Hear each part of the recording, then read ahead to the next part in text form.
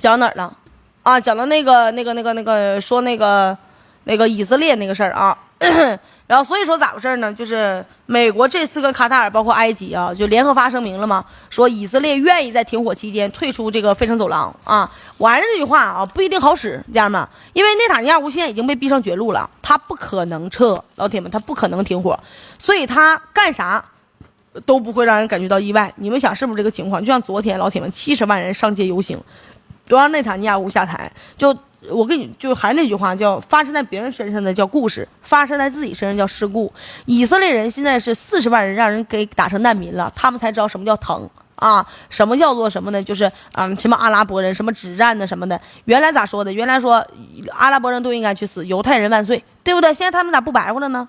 然后另外家人们啊，今天关于以色列这边还有一个消息非常有意思啊，咱们接着讲。什么事儿呢？以色列的陆军总司令直接辞职了，突然间宣布的辞职啊！然后呢，以色列总参谋长包括国防部部长秒同意、秒批准。按道理来说不应该的，这叫什么呢？如果说你换什么国防某部门的长啊，这还无所谓，他是陆军总司令啊，什么概念？家人们，一线部队的，是不是啊？我估摸1个月，以色列陆军司令就要换人。要按说这种临阵换将的事儿啊，在俄乌战场咱见的太多了，对不对？现在以色列也搞这个事儿，好像是没什么事儿，但是朋友们，你们知道吗？这个以色列陆军总司令辞职什么原因呢？什么原因？他不是觉得自己打了败仗，也不是觉得自己打不过哈马斯，而是什么呢？这哥们儿觉得说自己已经没有晋升的希望了。他上面的副总参谋长，包括总参谋长都是关系户，还能再干好几年呢。所以他这辈子他觉得说已经到头了啊，就是只能做一个以色列的陆军总司令了。然后这哥们说我不想干了啊，于是就辞职了。而以色列总参谋长和以色列国防部部长加兰特也老牛了，二话没说批准了。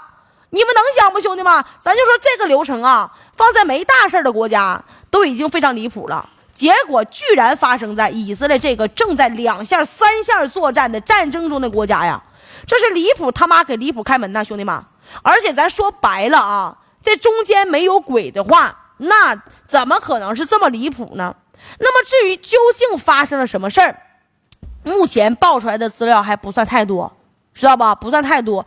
但是最有可能的事儿是什么呢？就是这个以色列的陆军总司令不想听美国的话了，他厌恶了，他也不想听内塔尼亚胡的话了，再加上他已经得到情报了，说以军会在年底之前搞一波大动作，所以这哥们儿我估计怕了，就想跟岸田文雄似的来一个金蝉脱壳啊，金蝉脱壳。说这个可能就是会有一些老铁就埋汰我啊，说这个以色列这个陆军总司令说是不是让你给埋汰不成样了啊？觉得人家说1988年参军，一路从那个普通士兵定到456，自己凭自己的实力啊干到这个陆军总司令的，怎么可能会害怕打大仗呢？我跟你讲，家人们，你还真别说，这以色列这个陆军司令任期还有多少呢？还有1个月左右，他居然已经开始操办整个全家，朋友们啊，全家移民到哪儿呢？移民到加拿大。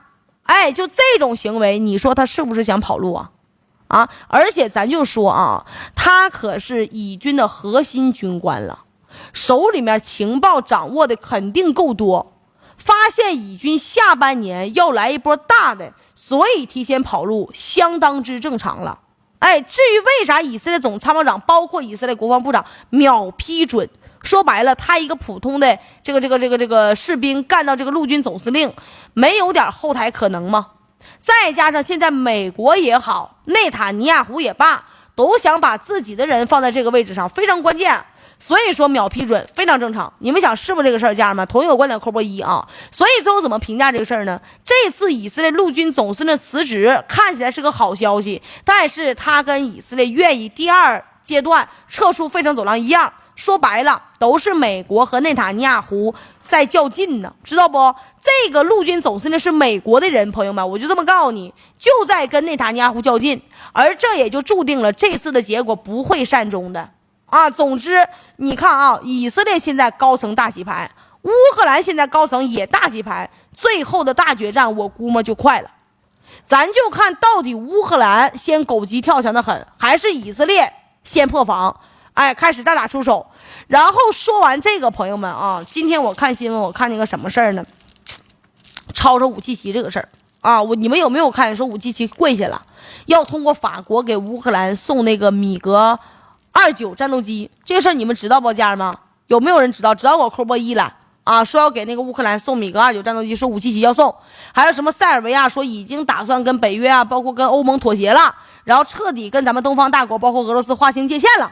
知道这事儿吧？说真的，我看完这消息我都一愣，我寻思不能啊，不可能啊，就打死我都不太相信。这个武契奇也不是傻子，是不是？他难道没听过普大帝3次申请加入北约被拒绝这个故事吗？他塞尔维亚还要跟俄罗斯一样吗？人家为的就是通过对付他，对吧？这个来给欧盟和北约找事儿干，对不对？怎么可能会真心接纳他呢？这个道理武契奇就算你再傻你也不可能不知道啊，所以他怎么会选择跟北约包括欧盟怂呢？所以我就去查了一下，好家伙了，这个消息是谁爆出来的，家人们你们知道不？这个消息谁爆出来的呢？是英国的媒体，包括印度的媒体啊，故意恶心人的，就是玩一手挑拨离间，知道吗？而咱这边有一些自媒体啊，看见完之后也不查，根本就当真了，就哭就一顿往外喷呐，说什么塞尔维亚要背弃东方大国俄罗斯了。我跟你们讲啊，谣言止于智者，就别再传了啊！就这次的假消息给塞尔维亚那边气完了，都气够呛。武契奇自己都出来讲话，拿大喇叭喊啊，说那这是个谎言呐，可恨呐！说塞尔维亚拥有这个米格战机，说都是属于塞尔维亚的，我们永远不会把任何一家给任何一个人。这话一说，已经彻底否认塞尔维亚要给乌克兰送这个米格29这个谣言了，对不对？那这个事儿怎么说呢？我觉得也挺离谱的啊！咱就说塞尔维亚一共多少架？一共14架米格29战斗机，他自己都不够用的，他得面对那群狼环伺啊！整个周围全是北约国家，分分钟就干你啊，对吧？南奥塞梯那地方那多吓人呢！他14架米格29，他还给乌克兰，他自己都不够用，而且就算给了，兄弟们，这乌克兰我怎么好都不要，人都嫌弃死了。为啥呀？毕竟从开战到现在，乌克兰自己米格29都被人盖了好几架了，他是太明白这个米格29这个水平了。在这种情况之下，你让泽连斯基拿着贷款，然后买这玩意儿去，那不是扯淡吗？对不对？甚至说什么呢？就是背弃东方大国俄罗斯这个事儿，就是纯胡扯。原因之前咱也说过好几次了，今天咱就不细说了。总而言之，言而总之，朋友们啊，就面对这种挑衅、挑拨离间，家人们就是以后家人们你们都是长点心眼就完事儿了。然后说完这个，家人们咱说另外一个话题啊，这个话题比较重要，什么事儿呢？就土耳其。土耳其咱昨天说了，他要加入到金砖这个事儿，是不是啊？我发现现在网上分两派。一边觉得土耳其是拿这个事儿去威胁欧盟，一边觉得什么呢？说土耳其啊，就是个这个就是叫什么？就是两边倒的这么一个墙头草，绝对不能接纳他。哎，怎么说呢？这俩观点啊，要我说都有点极端。我昨天咱们讲过这个事儿了。对于欧盟来说，现在土耳其属实说实话有点心灰意冷了，你知道吧？有点心灰意冷的意思了。比他已经在那个欧盟的门外面等了20来年了，比他晚的都进去了，他还没进去呢。尤其是埃尔多安，我跟你说，他在位这么长时间，也不知道跟欧盟已经申请过多少次了，没有个70-80次，得有个50-60次了，结果次次都被拒绝，换谁忍不了？那好歹是个官啊，是不是？好歹是个头子呀。再说了，现在欧盟早就不是当年欧盟了，对不对？你大爷已经不是你大爷了。现在这个欧盟，老铁们，咱讲话说不好听的话，自己马上都快解散了，是不是？那就是美国的玩具，多的不说，少的不唠。就说那7个葫芦娃他妈那冯德莱恩，他一个德国人当这个欧盟主席，不替德国人说话，天天给美国人当狗腿的，这难道不离谱吗？还有那个博雷利，对吧？也是天天喊着给乌克兰送援助，我的个天老爷呀！那欧盟是一个经济组织啊，天天为了美国的战略目标，要往战争上面靠。一个北约就够老呛了，你个欧盟你还掺和，你叮当456的，是吧？再加上这次啊，美国加息搞金融，这个潮汐回血，欧盟嘎一嘎子配合。来，老铁们，我就问你，欧盟配合完之后有什么好果子吃了？德国的大众汽车今天宣布说，直接说在德国的厂子关闭了，知道不？今天大众汽车在德国的厂子今天直接关了，因为没有燃料，没有工业燃料，知道吧？没有天然气，没有石油，必须得关，成本太高。你就说这么一个组织，兄弟们，埃尔多安能对他有多上心？原来说能在欧盟吃点好处，现在你到欧盟得拖你土耳其后腿，对不对，兄弟们？再说了，之前土耳其都是放话威胁，这次人埃尔多安把材料都上交了，金砖一同意，什么概念？金砖这边一同意，瞬间土耳其分分钟加入了。所以说啊，这还真不存在说土耳其拿这个事儿来威胁欧盟。原来可以这么说，现在老铁们绝对不能这么说。至于有些人觉得说不能让土耳其加入到金砖国家，我觉得也不用这么严苛。有人说为什么？两件事是值得注意的，知道吗？土耳其它是欧亚两洲的分界点，土耳其这个位置相当之重要了，你们可以去看地图啊。同时土耳其还是通往黑海啊，不是这个黑海通往外海一个必经之路。所以说土耳其这个战略位置，老铁们，为啥美国一直不敢动它？土耳其这么来回横跳，这么戳美国的肺管子，为啥不动它？战略位置非常重要，极为重要。美国非常害怕土耳其，我跟你说，倒向东方大国，包括俄罗斯，它倒向任何一个地方，那都是有指向标的意义的。而且土耳其这个地方啊，一旦纳入到金砖的框架里面，不管是贸易，兄弟们，还是军事，好处大的有特别多。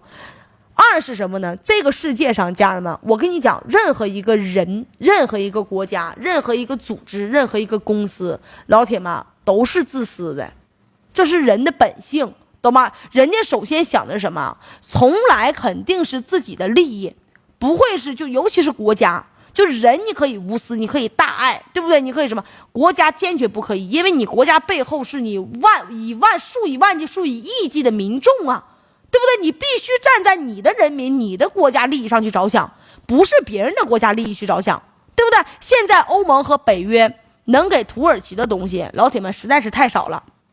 所以老铁们啊，当土耳其因为利益这方面，最终呢，他自愿的决定离开之前的方向，那场面极其震撼。它是一场地缘包括政治的这个格局的一个变化，非常震撼。不过咱也说了啊，就是对于土耳其这个国家，它就算是再重要，朋友们，我们不能刻意拉拢，因为这种人就是越给脸越晒脸。真事儿，家人们，就是你上赶着不是买卖，懂我的概念不？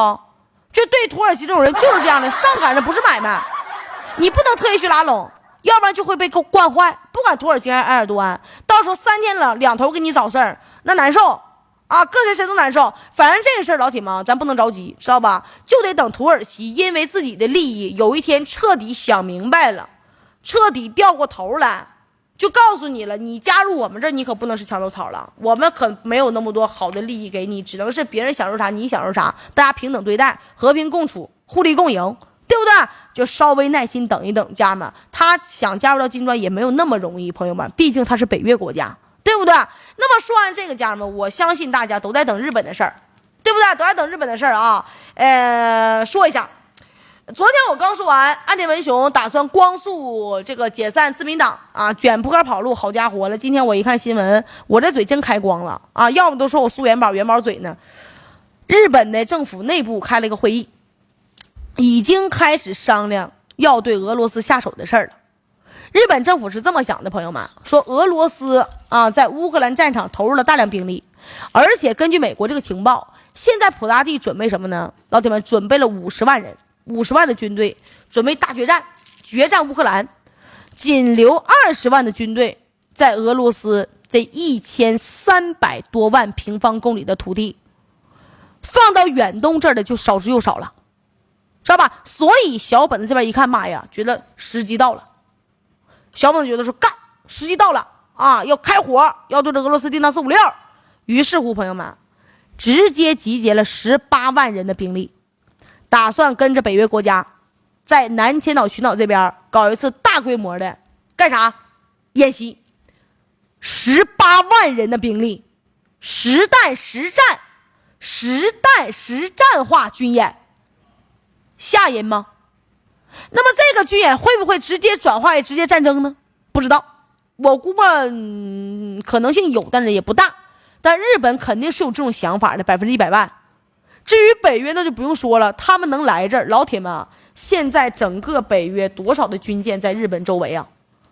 整个北约，意大利的、法国的、德国的、英国的，包括大黑鱼呢，来了多少？18万的军队，家人们什么概念？朋友们，肯定是自取灭亡的。我跟你说，小本子最后一定是要配合乌克兰的啊，也不能说小本子配合乌克兰，我觉得乌克兰一定是要配合小本子的。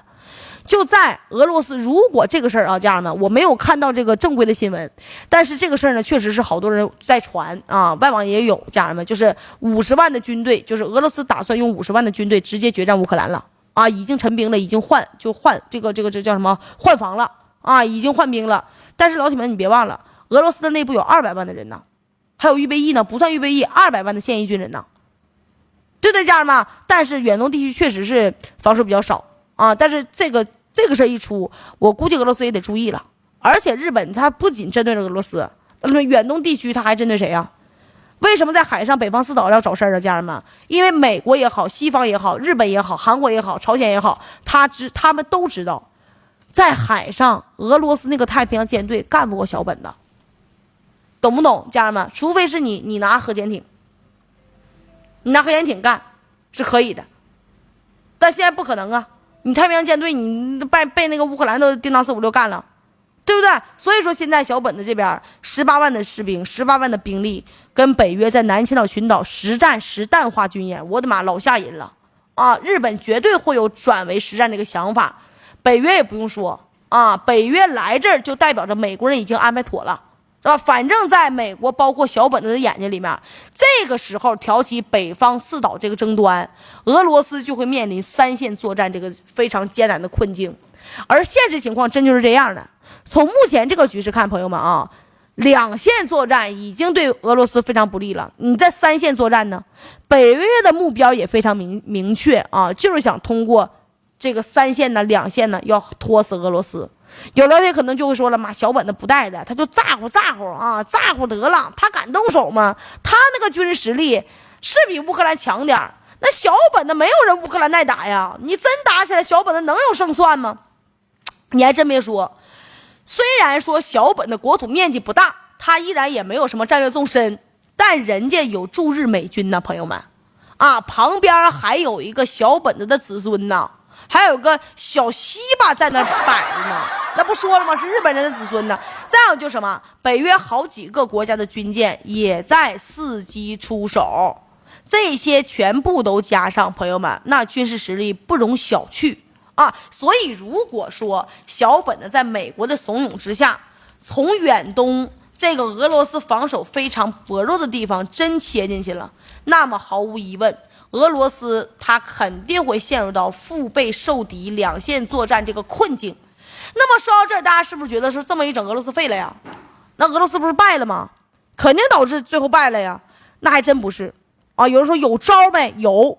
在美国和小本的想的倒挺美，他以为这个时候挑起北方四岛这个冲突，让俄罗斯腹背受敌，然后彻底把俄罗斯给拖垮。家人们，这件事俄罗斯想不到吗？大国想不到吗？这些朋友们没想到吗？肯定是想到，咱们都能想明白，他们想不明白。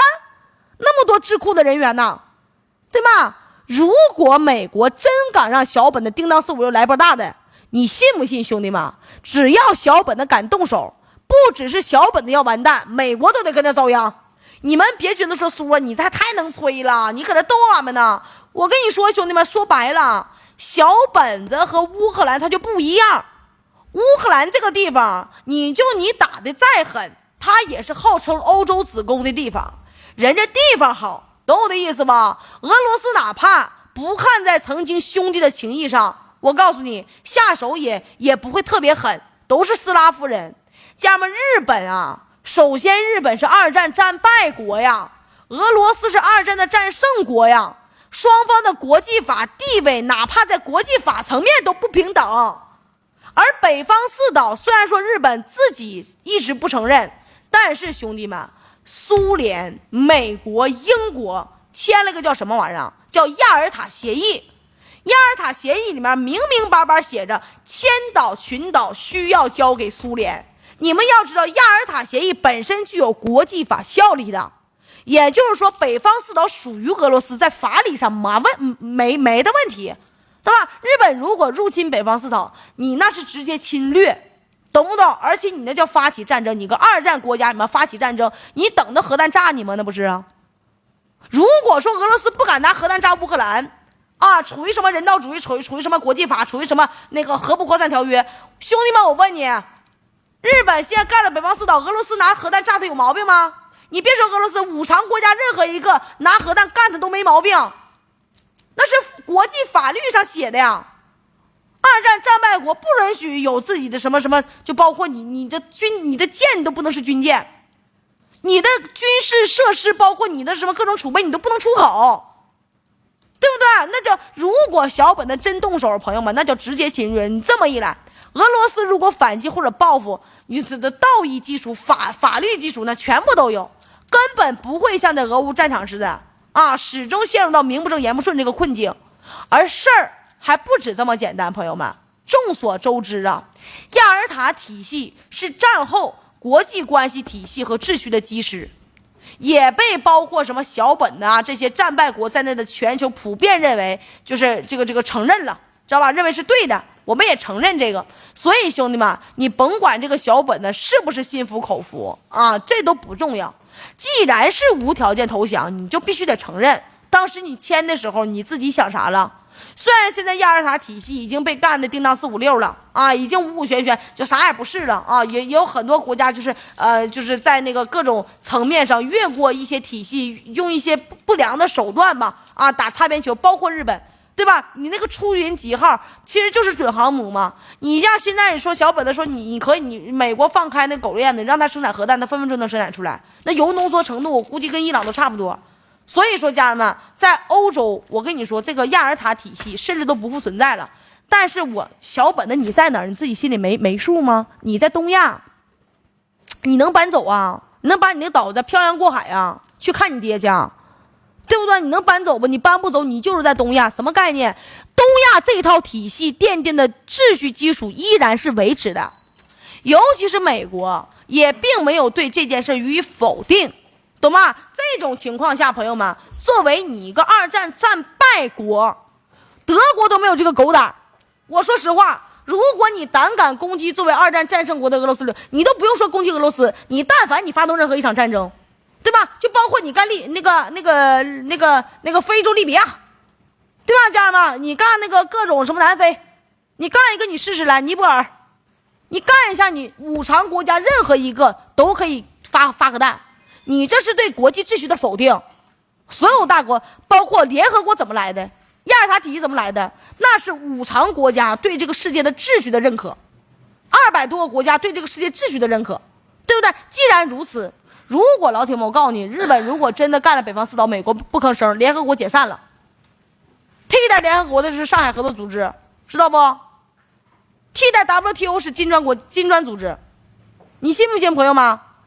如果说因为什么，联合国是基于二战战败包括战胜国这个体系建立的，为了让这个世界和平发展，让我们整个5个大国包括这些那个联合国安理会的成员国，我们能投票，我们能怎么样，我们能保证这个世界的安全，再不济我们联合国什么军可以去干你，对不对？如果现在整个二战战败国退一个5常之一的国家发起战争了，侵略北方四岛了，这个时候美国说我举手，我同意小本子这么干，要不然就美国死，要不然就联合国死，就没有第二种可能性，直接解散。就是其实不是说现在啊，就哪怕现在小本子他不出手，就到未来的5到10年，你就看着5到10年的阶段，上合包括金砖就是今天的联合包括 WTO。 同意我这个观点给我扣波同意了，兄弟们。上海合作组织是干啥的你知道不？为什么建立的知道吗？反恐。这么些国家建立就是合起来干嘛？联合反恐的。而且最近一段时间你去看，终于反恐了，联合起来了，老多国家了，老多人了，干啥的？家人们，不仅是亚太这个地方啊，那你中东有没有恐怖组织啊？对吧？美国你培没培育恐怖组织啊？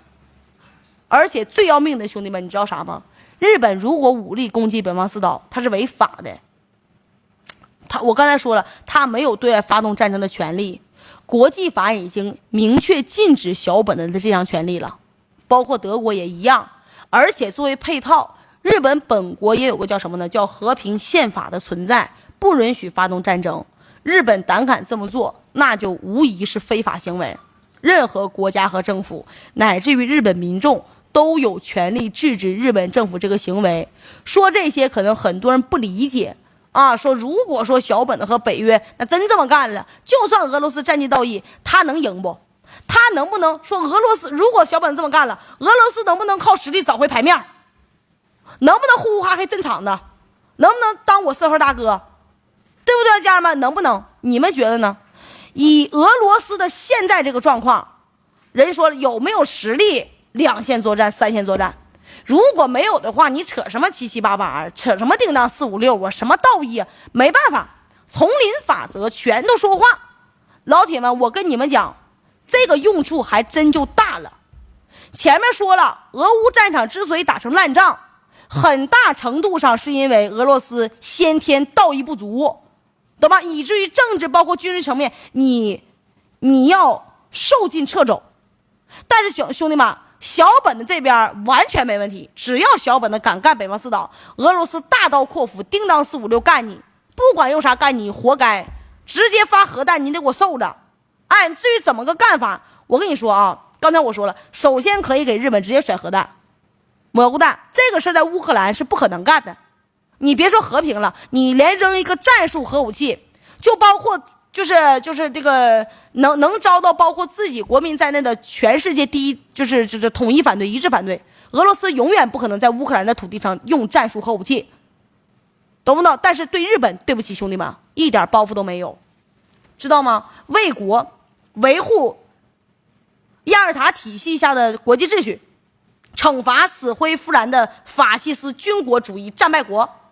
咱就说别不说别的了，仨理由够不够？家人们，再一再二不再三呢，仨理由够不？这些理由足以让俄罗斯直接发核给你和平了。反正他那个什么大海沟子也要爆炸了，他那个大火山也要喷发了，对不对？提前一点也没啥事儿，反正是不是啊？所以说俄罗斯也就是也未必吧，就咱就说这个可能性，也未必非得要和平那么夸张。虽然理论上他有权利这么做，但是动作这么大呢，那得吓死了。我告诉你啊，但凡俄罗斯用核，你不管是炸日本还是炸哪儿，全世界必乱。如果俄罗斯动核那一天，他饶不了任何人，包括美国，包括东方大国。他得说了，那反正死了，大家一起死呗，然后在一起呗，反正他那个核潜艇有2次打击能力，对吧？而且俄罗斯现在整一个什么核潜艇，它能干啥呢？就是你核打击，然后2次核打击完了之后呢，它那个玩意儿啊，就是供电系统啊，包括什么，它能让所有的人类的种子，包括人类的什么科学家，那个船上全有。然后那个船呢，可以在多少天之后浮出水面，供这些人重建地球。你们知道那个我忘了那叫啥了，俄罗斯一个核潜艇啊，老哇塞了，老嘎嘎一嘎子了。所以说现在啊，就是整个的世界，就是反正日本如果要真动手的话，就坏菜了。我估摸啊，家人们，我自己分析啊，我不一定准啊，你们当故事听。日本肯定是要动手，他肯定有这个心，美国也有这个心。为什么？中东挺不住了。以色列现在我跟你说打的也突突，要人没人，要武器没武器，要枪没枪，要弹没弹。整个美国的 C13战斗这个运输机运不过去。红海被胡塞武装拿捏的死死的，此树是我栽，此路是我开，要想从这过，买路财都不行，拿命来。尤其是美国，因为是有剧本的，整个中东是有个剧本的，第一梯队谁上，第二梯队谁上，第三梯队是谁，小弟是谁，谁打外围，谁打前锋，这玩意儿都有剧本的。昨天我说了吗？就包括以色列整个的70万人游行，兄弟们，剧本是大哥写的，但是演员不是大哥找的。你说牛不牛？这叫阳谋，你破不了。这玩意儿就是一盘棋，你就看咱家不是，你就看智者牛不牛，对不对，朋友们？中东忍不了，美国必然下场。以色列如果废了，美国就废了。这个时候他放不了亚太，环顾四周，菲律宾不行，封喉的不行，小西巴不行，对吧？然后整个没行的呀，你只能让他家狗上了，咔咔一顿就关门放狗嘛。对吧？那狗上现在你要惹东方龙，你还没有1个回合呢，你叮当456你灭了，你就你说不定你第一天你对东方龙你叮当456，第二天你家富士山爆了，都不知道咋爆的，对不对？尤其是老铁们在南海，包括在这个小本那边，包括小西巴那边，我告诉你，电子战从来没停过，从来没有停过。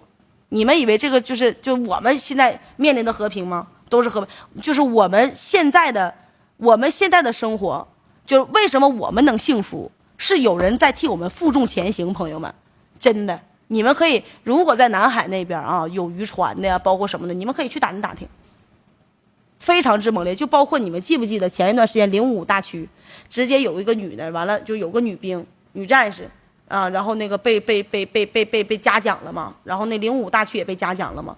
当时你就看他那个眼神，老铁们啊，你就觉得我说太牛逼，太牛了，真的。人说了，我当时没有任何的犹豫。那个记者问他说：“你有没有犹豫？”当时那个就是你有没有想过你上你就得死？那女的说：“我没有任何犹豫。这个时候祖国需要我，我不上谁上啊？”那个眼神绝对带有杀伤力，朋友们。而且我跟你说，今天啊，让我非常感动的，就我们这个屋子里面现在应该有2个到3个的当兵的，退役的啊，义务兵退役的，一个就是我弟弟。我今天我就开玩笑，我就问他，就聊这个事儿嘛。这个彬彬就说那个，哎呀，打啥打呀，姐呀，这他妈打啥样了？就和平呗，就谈呗，谈完就别打了。我说，如果万一要真刀枪炮了，我说肯定要召他们回去的嘛，对吧？我说要召你啊，姐你说啥呢？我必须回啊！我说那如果让你第一梯队上，你上不上？我必须上啊！真的眼神充满坚定，兄弟们。所以说现在咱们所有直播间的老班长们啊，向你们敬礼，真的太佩服了。